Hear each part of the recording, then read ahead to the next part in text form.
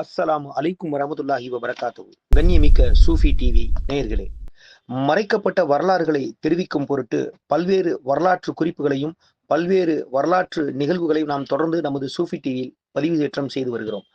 அந்த அடிப்படையில் இப்பொழுது நமது தேசத்தினுடைய தேசத்தினுடைய ஹிந்துல் வழி என்று அழைக்கப்படக்கூடிய சிஸ்தியா தரிகாவினுடைய தலைமை பீடமாக இருக்கக்கூடிய ஹல்ரத் ஹ்வாஜா மொயினுத்தீன் சிஸ்தி ரஹமத்துல்லாஹி அலைஹி அன்னவர்களுடைய அரசியல் ஆன்மீக வரலாறுகளை முழுமையான தொகுப்பாக நாம் தர இருக்கிறோம். அவர்களுடைய ஆன்மீக வரலாறு உலகம் முழுக்க பேசப்பட்டாலும் அவர்களுடைய அரசியல் வரலாறு பெருமளவு பேசப்படவில்லை என்பது வருத்தத்திற்குரிய நிகழ்வு.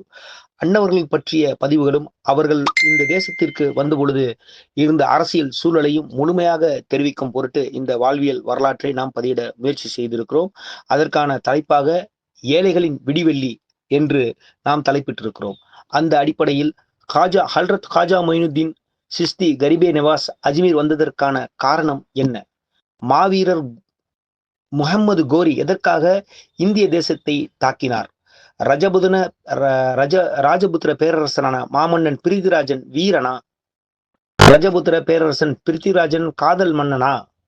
ரஜபுத்திர ராணியான உலக பேரழகி சம்யுக்தா பிரித்திவி மேல் கொண்டது காதலா, அன்பினாலா, பயத்தினாலா?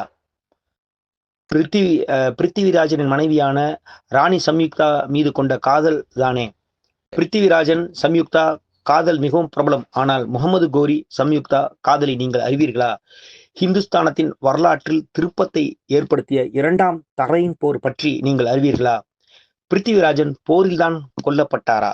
போன்ற வரலாற்று கேள்விகளுக்கு விடையாக ஏழைகளின் விடிவெள்ளி என்கின்ற தொடர் நமது சூஃபி டிவியிலே மிக விரைவில் வர இருக்கிறது. அதற்கு உங்களுடைய ஆதரவை தாருங்கள். விரைவில் மறைக்கப்பட்ட வரலாற்று உண்மைகளை வெளிப்படையாக அலசுவோம்.